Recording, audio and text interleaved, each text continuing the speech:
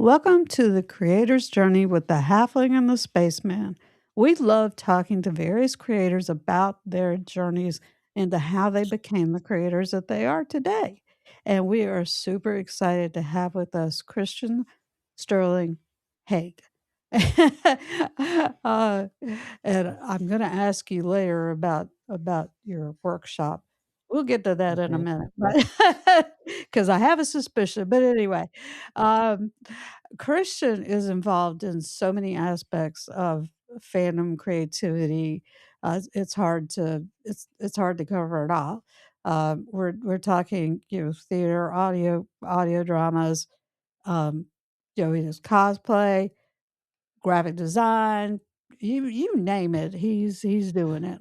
So we are super excited to have him with us, and welcome to the show. Thank you for having me. I'm very excited to be here and chat with you all. So thanks. Well, we are excited to have you with us, and we're looking forward to having a great chat and getting to know you a little better. We appreciate your taking the time to join us. And on that note, we're going to go ahead and just sort of dive right in.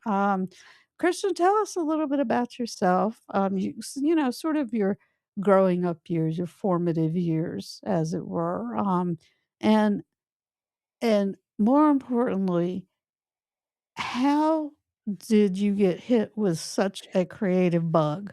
How did you I mean, not just a bug, it's like a monster of A giant kaiju of creativity, as it there were. Yeah, Oh, I like that, I like that. throwing Guys, your some love for creativity. Godzilla there. That is a great question. I ask myself that every day. It's one of those things where I always joke that I have too many ideas. So I really kind of started. I grew up in a very kind of creative environment. My mother was a trained concert pianist, and my dad was kind of a performer, just kind of very outgoing, very boisterous. So that kind of defined my childhood a lot. So that Mhm, kind of led me, I was very interested into playing piano, singing, uh, theater. A lot was kind of what I was really interested in. I think one of my very earliest memories of my dad took me to a performance of the Comedy of Errors. The first half of the show, before the first half of the show, I was like, I don't want anything to do with this. I'm 8 years old. I don't care. And then the first act ends, and my dad looks over at me. He's like, "Do you want to go?" I'm like, "No, I don't want to go." Like it was just this moment, this uh, revelation. So that kind of started it. Really, just kind of brought me, kind of sparked this creativity in me. Really, just having kind of being in an environment growing up like that. So that really led me to do more stuff throughout high school. And then college, and then really, I started kind of wanting to be a theater major, a lot of performance. Um, and then kind of a couple of the first jobs that I got out of college many moons ago was I was working for various theater companies. So I was doing a lot of different jobs, and in theater, as a lot of people know in theater, you're going to have to step in and do a lot. So mm, that kind of defined a lot of my creative drive. For one theater company, I was literally running box office and then performing at nights, like 4 or 5 times a night. So it was like during the day and then at night. So it was just really interesting balance, and very great opportunity that I had with this theater company. And then it came to Boston, and then Boston, Massachusetts is really an artistic city. There's a lot of great opportunities, a lot of great communities. I'm very fortunate to have kind of jumped in and learned about different aspects like film, audio drama, graphic design. So a lot of that was lucky because I met the right people too. mm. So again, I was also curious about this particular medium. Oh, cosplay, or oh, graphic design. So a lot of self-taught, like looking online, kind of seeing what to do. Jack jack of all trades, master of none. I mean, I think that is the best way to put it. But again, it was really kind of the opportunity to kind of grow and learn about different things as well that kind of really defined my creativity. Huh. Well, I think that probably really helped you growing up with the parents that you did, Mhm. and having that early start with, that introduction to that whole, theater, and Mhm. then it just sort of got the ball rolling for Mhm. you. Cool. All right, Mr. Spaceman. Well, that's a perfect segue to our next question. So, what did you want to be when you grew up? Or are you already that thing? That's the question they ask everybody, right? When you're doing your thing. When I was very very young, I thought I was going to be an actor. That was the dream. I wanted to be on Broadway, right? That was like the little Christian wanted to do that. I mean, that obviously changed. I kind of was struck with the reality of kind of what that was. I mean, it was many years ago, so it was before social media, before the internet was really a big thing. Not necessarily a big thing, but it was more just social media, all these other things that weren't a big thing when I was younger. So I slowly realized that was not the only thing I wanted to do. I felt like it slowly evolved into I have been so comfortable doing a lot of different things that was basically what I ended up becoming. I mean, I believe I consider myself an actor still, but among being an actor, I'm also a producer, I'm also a writer, I'm also an artist and a creator. They're all kind of hold the same amount of weight for me, creatively. So, I think it's interesting because I can't speak for all creatives, but I feel like in a lot of ways when we're kind of challenging ourselves creatively, it's kind of like we're leveling up a little bit, or just any kind of opportunity for us to kind of learn more. I think for me, I've always been a curious person, so I feel like it's always going to be, interesting challenge to see. Oh, I want to try this, I want to try that, kind of thing. To the point where it's can be very overwhelming sometimes for me. So yeah, that is I am part of me is still an actor, but there are other parts of me that I would say that fit into other boxes for sure. Mm. Yeah, you got to follow your instincts. And if long as you've got that drive, that willingness to explore, that's a good thing. And I think a lot of folks think we let go of that as we get older. Hmm. Luckily, I haven't, and I'm still striving. And look, you sound like a person who will too. So that's Yeah, always yeah. I mean, I have a lot of creative hobbies. I have a lot of different things. I work full time or working full time, in another job. But I feel like this other creative side of me is a great way to kind of become like just. It's a nice kind of thing to kind of decompress and do something different. So. Well, Christian, like I said at the beginning, everything that you do, it's a lot to cover. So that brings me to the question that begs asking, when do you sleep? The Seriously? That's the neat part. I don't. No, I it depends really on what it is. I mean, it's funny because I kind of pick and choose what I want to do. Again, I try things. I am very creative. As you say, I am trying different things. And in addition, I'm trying to kind of manage all of that a little better. Like I've kind of doing more creative things has kind of allowed me to really kind of focus on what I eventually really want to do, which is I've started studying arts management. I have a certificate in arts management, graduate certificate, and I'm looking to do my master's in arts and culture management. So I think for me, kind of rediscovering that creative side of me has really kind of given me the opportunity to look more and kind of help me manage a lot of this. So it's a lot, but I trying to find myself a little more organized these days. So I I was gonna say, I can't even imagine how you manage time-wise to keep track of mm. everything that I don't know how many of these things you're juggling at one time. Like, are you doing graphic design for somebody, but at the same time you're going to a convention to cosplay, Right. at the same time you're studying for this audio, Yeah. drama? I mean, It it's a or is it lot. just like one thing at a time or Yeah, it's again, it's depends what I'm in the mood for. Like I'm not you don't see me like, those old cartoons where they're like cleaning something and then like scrubbing the floor at the same time, or like those musicians you see with like 20 instruments. I'm nothing like that where I'm doing all it simultaneously, but it kind of just when the mood strikes me, right? Yeah. So I feel like for example, today, like I was on my computer. I dabble a little in 3D printing as well and 3D design. So I do a little bit of that, which kind of influences my cosplay stuff. So I'll focus on that for a couple hours. I work with a lot of people. Like I work with a few authors. One specifically I work with, he does a lot of young adult stories. So every time he sees a book cover, I kind of help him out with that. Same thing with the audio drama. If I'm in the mood to be like, oh, I'm currently working on a series right now, so I need to spend time. So I think it's just a matter of finding the time and making sure I'm spending the appropriate amount of time with it, but not forcing it in a lot of ways. Like, I don't want to force myself to do something, but kind of allowing myself to do it. I don't really think about it that much as far as how I manage, but I think it's just more when I'm feeling when I'm feeling in the mood to kind of focus on one thing versus another. I know exactly what you're talking about. I have a friend that has referred to me as a serial fanatic. Mm. So I'm really passionate about something when I'm working on it, Mhm. Mhm. but it changes from day to day. Yeah.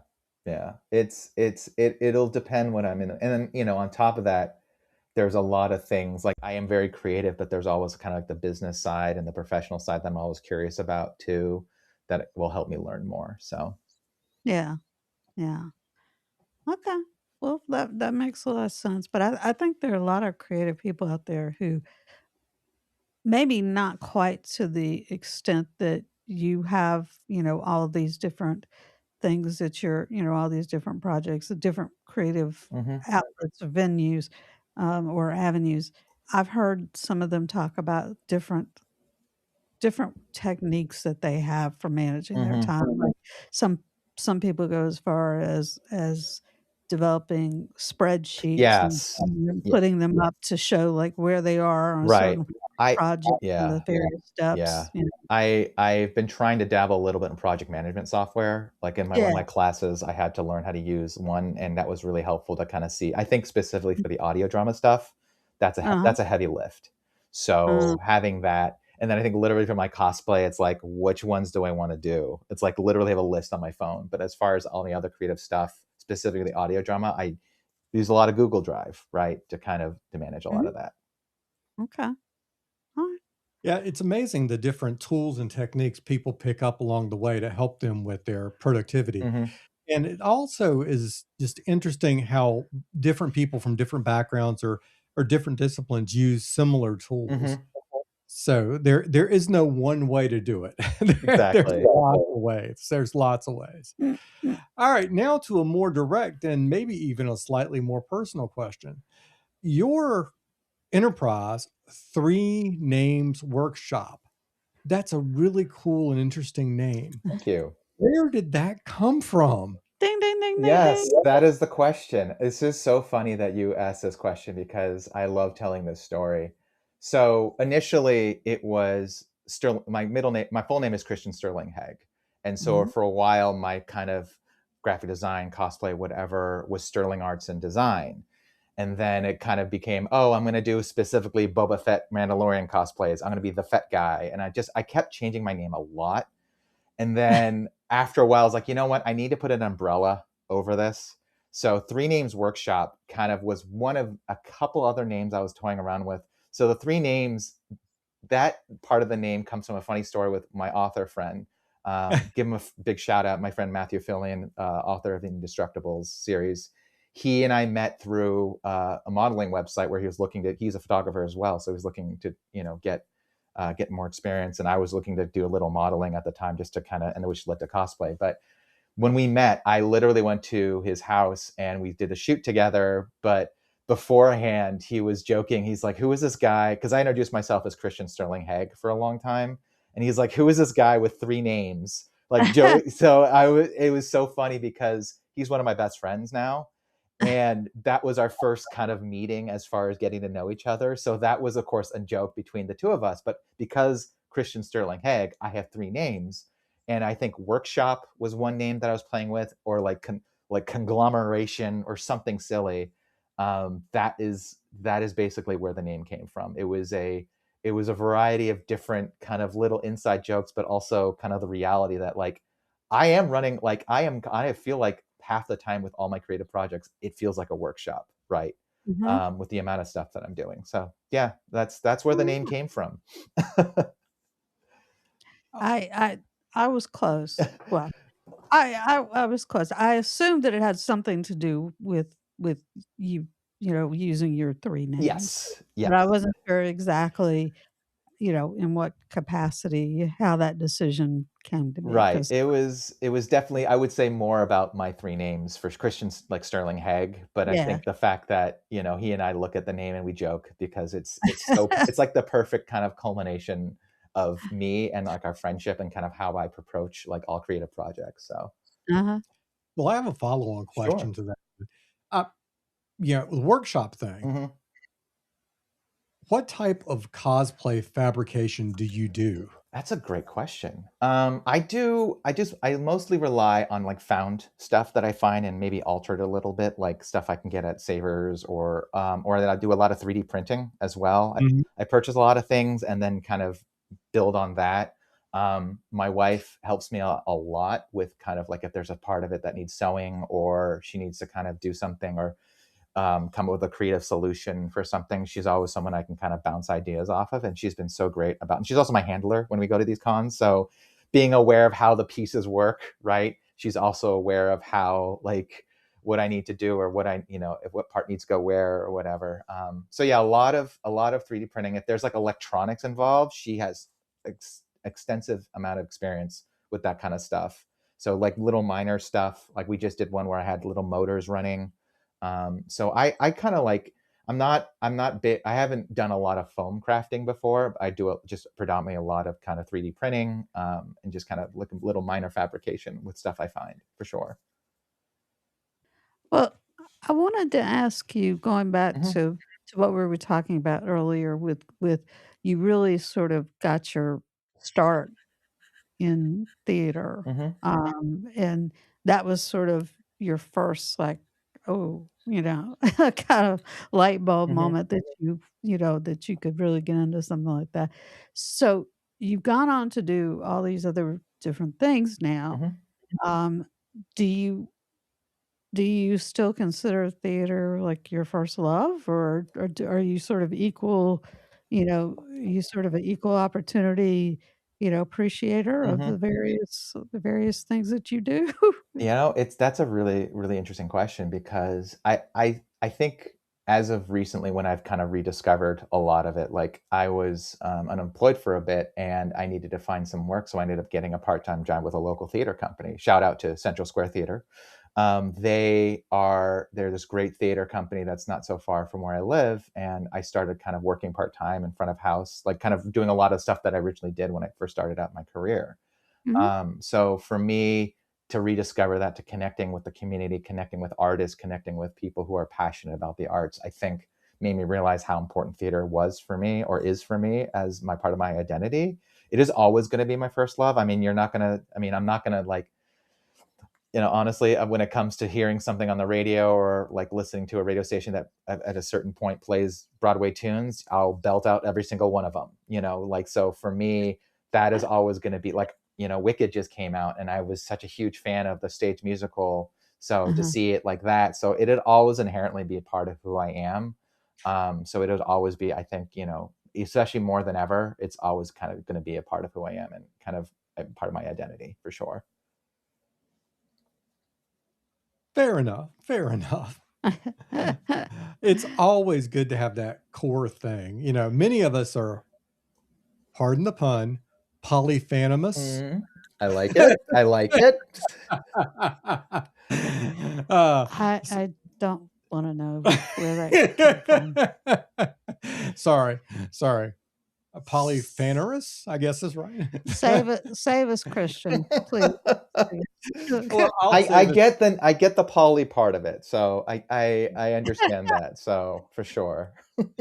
All right. Well, this is the point in our chat where we normally ask our guests Mhm. to take us through their creative Okay. process. But since you do so many different things, we're just going to let you pick whichever kind of creation you want to talk about and then walk us through that. So go from the concept through the executioner for our listeners, please. Oh, goodness. How much time do we have? No, I'm kidding. No, I As I can be quick. No, I can do the big picture stuff. So I'm actually because I'm working on something right now, audio drama related. I think that's a perfect way to kind of give a general. This is my process. This is kind of my end to end process. So with audio drama, right, because it's a really interesting medium, doesn't require a lot. I mean, it still requires a lot of production aspects to it. There is still quite a bit of work involved, but still like not as merely work as like a full scale TV show or a movie or anything like that. But it's still, substantial. Normally, I would come up with an idea or already have multiple ideas. I mean, it's me. I have so many different ideas. So really, what it'll kind of come up with a concept, or if I already have a concept, start working on that one. I'll start mapping out the kind of the idea, what I want, where I want to see it go, like specifically how many seasons or how many episodes or whatever. I'll start mapping out the pilot. I'll start mapping out the episodes and the season, kind of getting a general idea of those ideas. Whether I'll write out the pilot or write out all the episodes and kind of see what general idea I want to do with that. And then from there, I'll kind of take stock of how many characters I have, like how many people I actually need to kind of fill the roles. How many actors do I need to fill those roles, right? Because sometimes I can luck out and get an actor who can do like 5 or 6 voices. So that kind of like cuts a lot of that down, which is really great. And then of course, I kind of see how many scenes there are, kind of break it down by like use Google Drive or Google Sheets to kind of figure out, kind of break everything out. And then from there, I'll start writing everything. That's a process that takes a long time. I love saying it. I'll just write them. Like that's not a big deal. No, it takes time. So I'll start writing the episodes and the pilot as needed, based on kind of that. Once I'm done with that, however long it takes, because I really don't give myself much of a timeline, I edit, and then I edit, and then I edit some more. So it's editing, editing, editing. Then I'll do a few read throughs with myself or with my wife, who's been really great to kind of make sure everything kind of makes sense. Then I'll go back and edit some more. Again, this process takes a long time. Me just saying, hey, just edit. It's no big deal. No, it takes a while. And then once everything is kind of in a place where I want it to be, like, oh, this is great. I'm ready to kind of roll this out. I'll start kind of working with the actors. I'll start scheduling my actors, or at least kind of find out who's interested. Reach out to anybody who, if I'm missing a couple people I need, I'll see if they know somebody, or if I need to have auditions, I will, and kind of figure out, what's the best way to kind of get who I need to figure that out. And then from there, I'll work out a budget for production. I'll start figuring out like how much I'm going to be spending on this thing, because I want to make sure that I'm paying people for their time, whether it's the actors or sound engineer that I work with, food, space, marketing, all that stuff. So I just kind of figured that out.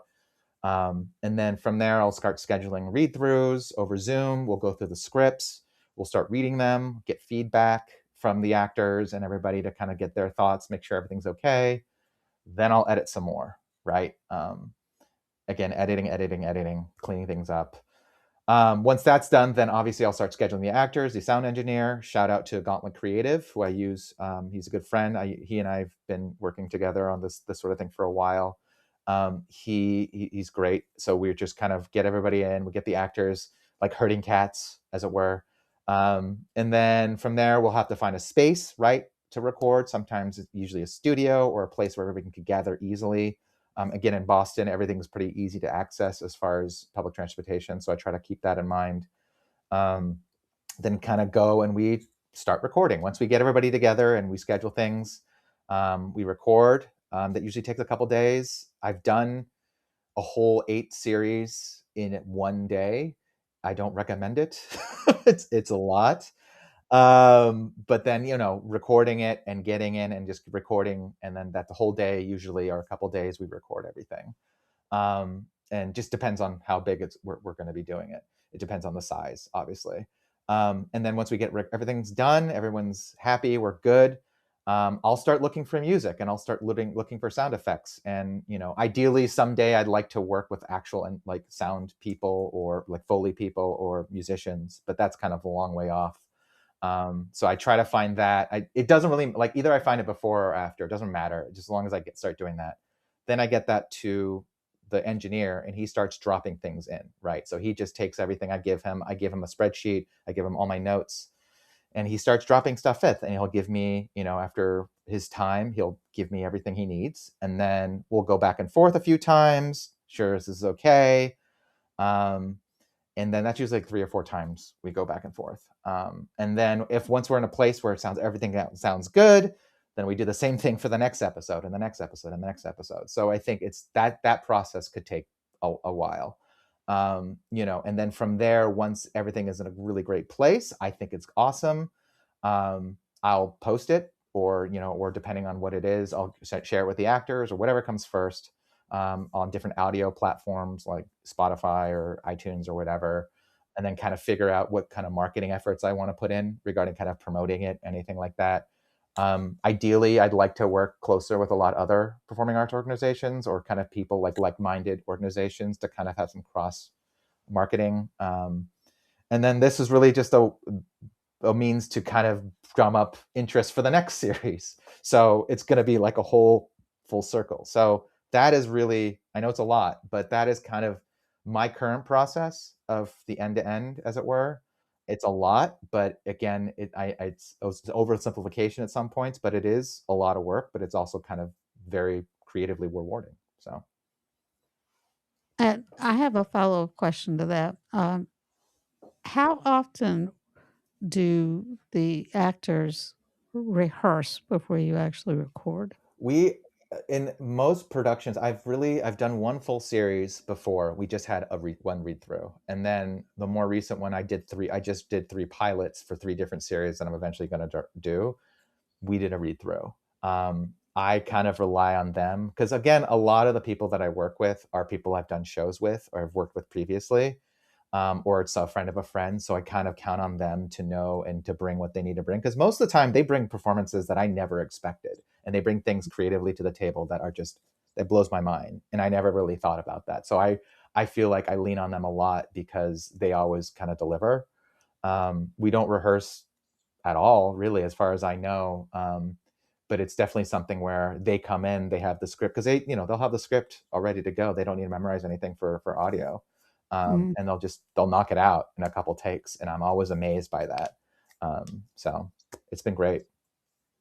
that that just speaks to working with, with good people, and you trusting Hmm. that they know what they're doing, and that they're gonna bring their A game to it. Hmm. Yeah, and you're stuck working with me.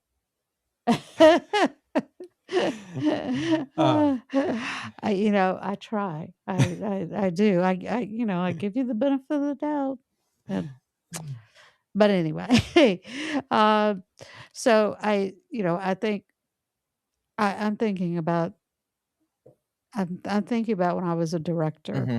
of actually a special needs, daycare center, Hmm. and I had a situation where I had to trust my staff. I had to trust my teachers and the other staff, and it was sort of a you trust me, I'll trust you, and and that's great. Hmm. I mean, that is the best whenever you can do that with people that you're working with. Yeah. Yeah. You It know, is it is something that, like, after, because I'd done a lot of theater, locally in the Boston area, and then for a while I wasn't, and then I kind of fell into audio drama production, writing, and all that stuff, based on mhm, kind of my experiences, and but kind of calling upon these people that I first met here, because I moved here 2007, 2008. So yeah, I was very lucky to kind of keep in touch and kind of lean on those people that I've seen perform. I've worked with them, or, again, been lucky enough, and then they recommend somebody that I've never worked with before either. And they are always on point. So I think I'm very lucky with that. And I honestly, half of the stuff, more than half the things that I do with the stuff, like, it wouldn't come to life without these people. And I am so lucky to know so many creative and so many wonderful artistic people who are just so talented and bring things to creatively that I never would have expected, and I love every minute of it. So I want to make sure that, like, yes, I do a lot of stuff by myself. Three Names Workshop, whatever, but like more than half of the stuff that I do wouldn't be possible without the people I work with. So. sure. Christian, Now, this very second, it's the most important question of the entire show. The one thing that our audience has been waiting to hear. I think he's auditioning for you. No, no. Where can people find you and about the Three Names Workshop if they need to get a hold of you? Well, I luckily I have a website, threenamesworkshop.com. That is you just Google Three Names Workshop. I will probably come up. I'm also on Instagram, Three Names Workshop, and I'm also on Threads as well. I just I do a little bit if someone needs some like minor graphic design or book covers or poster design. That's fine. If somebody's interested, if ever joining a production or wanting to help out with a production, I'm all for it. So yeah, you can find me on the web, threenamesworkshop.com. That is awesome, and we will definitely get that in our show notes because we want people to find you and find out everything about what you're doing, um, and possibly get involved. That would be really cool. Um, so Christian, we want to thank you so much for again taking the time to chat with us. We have just thoroughly enjoyed it. It has been a pleasure getting to meet you, and we appreciate you taking the time to do that. Thank you so much. It's been an utter joy to chat with you both. And we also want to thank our audience out there on YouTube and audio for joining us tonight. And we hope that you all been inspired and possibly entertained by tonight's guest, Christian Sterling Hegg. And as always, this is Roger the Spaceman for the Halfling and the Spaceman podcast. Over and out.